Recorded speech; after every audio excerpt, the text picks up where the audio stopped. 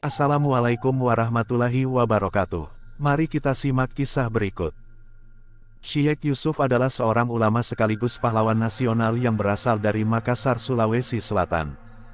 Menghabiskan masa kecilnya di Cikoang, guru pertama yang memperkenalkannya terhadap ilmu agama adalah Daeng Ritas Samang.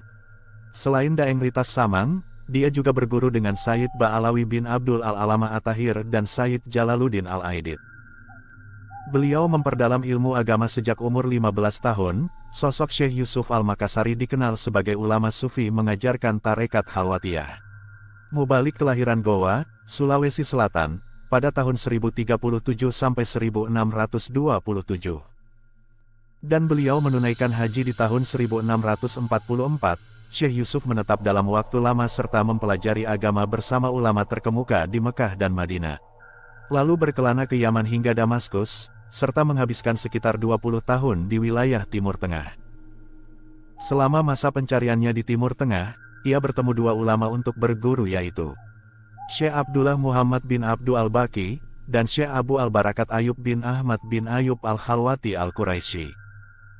Tidak hanya memperkenalkan tarekat Khalwatiyah, Syekh Yusuf mengajarkan tarekat lain, misalnya Qadiriyah, Naksabandiyah, Ba'lawiyah, dan Syatariyah. Itu semua sesuai ijazah yang pernah diterimanya. Dalam berbagai sumber yang dihimpun, Syekh Yusuf pernah seperguruan Syekh Abdur Rauf Singkel tahun 1620 sampai tahun 1693 mempelajari tarekat Syatariyah dari Syekh Mula Ibrahim.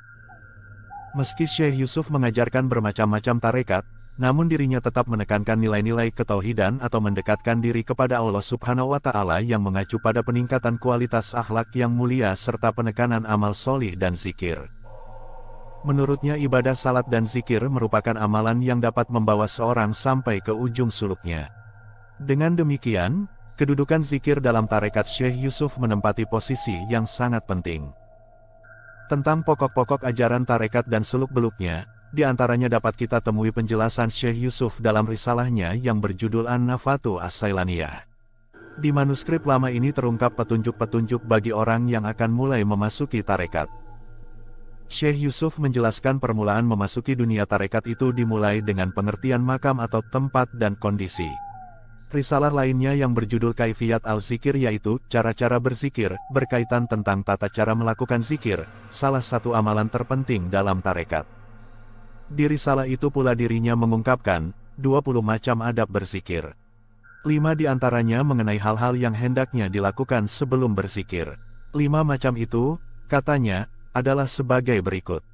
Bertaubat dari segala dosa, berwudu jika hadas najis serta mandi jika junub, berdiam diri tidak bicara, kecuali mengucapkan kalimat zikir, minta tolong pada Allah supaya sempurna keikutan pada mursid atau gurunya saat mulai zikir.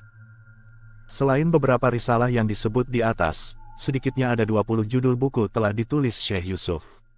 Dan hampir semuanya dalam bahasa Arab.